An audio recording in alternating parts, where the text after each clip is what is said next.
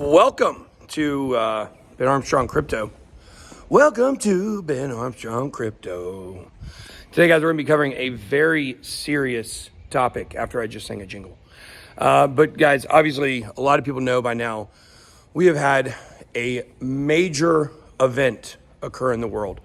And I certainly wouldn't call this a black swan event by any stretch of the imagination, but we need to talk about it, and we need to talk about how it affects crypto. I was going to be doing a Bencoin video today, and so we're going to move our Bencoin video to tomorrow.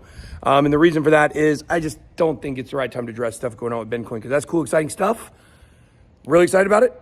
This, not that cool, okay? So basically, the long and short of it is, we are now seeing not a bombing, not a terrorist event.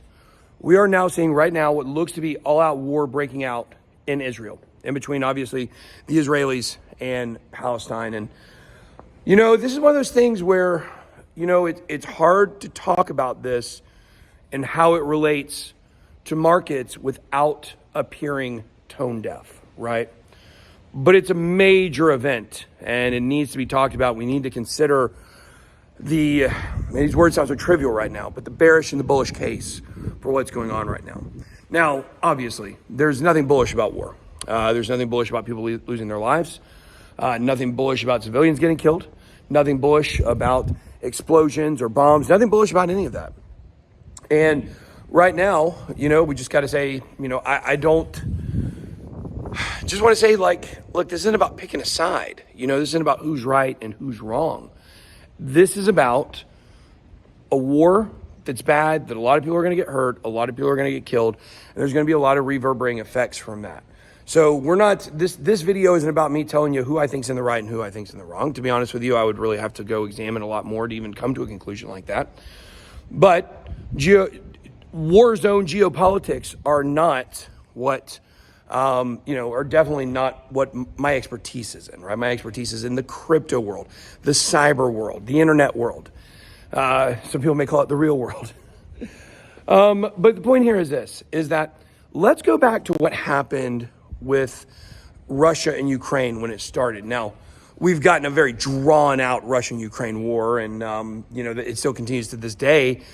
And now news around that war doesn't even move the needle. But at first, this was the major thing that began the downfall of the bull market, right? We hit all-time highs in November of 2021.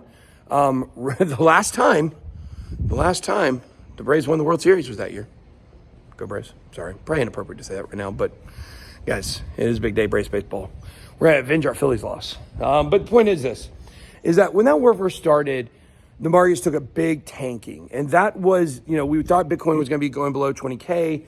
I think it went back down to 19K, if I remember correctly, during that time. But February, March of 2022, this was when this really started going. And of course, we know April was when I officially declared it a bear market, even though the price has been falling since then. It looked like there was a time where we could have got a reversal, because following wars and first battles, traditionally, we do see markets bounce. And we did see a bounce, actually. We did see that in April. So Bitcoin go back up to 50K. So that was approximately 6 weeks after that war started. And so now, like I said, the news articles around Russia, Ukraine, outside of Zelensky and money, you know, giving money to Ukraine over Hawaii and the whole thing, that makes news. But the actual Russia-Ukraine war, it doesn't really make a lot of news anymore, okay?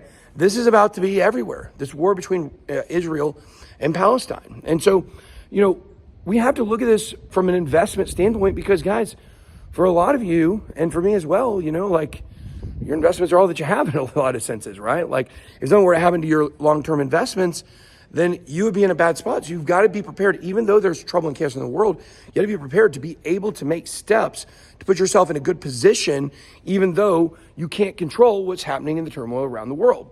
So what we saw in Russia, Ukraine, we saw a big drop at the beginning, and we saw a hard bounce, and then we saw Bitcoin taper off after that. Today, Bitcoin's down, I think, about 0.5%, not much. For the week, Bitcoin's up 3%. Ethereum is down about 3%. So very interesting numbers there. I think that might mark the bottom of Bitcoin versus Ethereum in the locally, I believe. We'll see, maybe not. That's not what this video is about. The point here is this, is what can we expect to see here, right? Well, Bitcoin dropped a little bit, but it's being pretty resilient today, all things being considered. And I do think that there is a chance that over the next 2 days, we see Bitcoin fall a little bit more. But coming out of this, I do expect sometime next week, Bitcoin and crypto to get a bounce. And then we can kind of gauge how serious all this is in terms of, is this going to be a long drawn out conflict or is it going to be over quickly? Because right now we just don't know. It's a small country, Israel is. It's not as big as Ukraine or, as many places to get in as there is Ukraine from Russia. Russia can take a lot of angles into Ukraine. Israel, there's not nearly as much. There can be, as many points to attack there. It's just not a very big country, okay? So from a strictly investment, from a price standpoint, traditionally we've seen markets bounce back, a little bit into a war, maybe 6 weeks later. So that would put us around the beginning, near the end of November. This is when we should really see, crypto ramping up as it heads into the year of the halving of next year. Now, in terms of what else we could see, what's bearish? So that's the bullish case. The bullish case is this is a short conflict. The markets blast off. And, you kind of think about people who, like the mafia, had a lot of run-ins with them lately. The mafia likes to create problems and then come in and solve them. And you can kind of look at this in a sense of no one created this to solve it, right? But you could see the downward action of these markets. And then if the conflict ends quickly, you see a bounce that will take Bitcoin back above where it was before. And I mean, that's our best case scenario here for all people involved, right? That this is a short conflict, that it's over by Tuesday or tomorrow or an hour, So that would be very good in the short term even. But we got to look at what is the bearish case here. And I don't think the bearish case is what you think. I believe that the bearish case for crypto here is not necessarily about the price. I think Bitcoin hanging at the halving next year, there's really no way, I can't promise you, it's not financial advice, but there's no way that we're not going to see positive action in the crypto markets, in my opinion, next year. But we could see out of this problems when it comes to data, privacy, Patriot Act type stuff where they try to shoehorn stuff in because of a conflict. Why? Well, Israel is one of the most elite in the world when it comes to cyber warfare. So what you're going to see is you could see a lot of stuff come out of this that involves hacking systems, ransomware, potentially attacking individuals that may be involved, attacking income sources, revenue streams, maybe even countries. We saw what happened with Russia and Ukraine. There's sanctions were put on Russia. So we could see some stuff like that. And guys, that's something you should be prepared for. You should be prepared that we could see a major cyber warfare event come out of this. And we could see repercussions. We could see retaliation. So something to be aware of. Especially as one of these sides gets desperate for money, potentially, they could look towards hacking groups to try to steal crypto or hack some bridges. We've seen that. We've seen the Lazarus group in North Korea do that often. So something to watch out for, something to pay attention to. This obviously is not a good situation. I'm continuing to follow it and watch it just like you guys are. Let's remember prayers for all the people involved.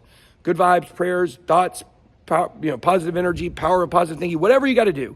Whatever you feel comfortable doing when it comes to, just wishing these people the best, hoping nobody gets hurt, nobody gets killed. We've got a short conflict. And of course, hoping the markets bounce back from this. Not too much of a beating has been taken yet, but we have seen in the past when it comes to conflict, we do see markets generally, at least first, begin to tank. So that means it could be a good time for a short, potentially. It doesn't work out every single time, but something to watch for. Be blessed.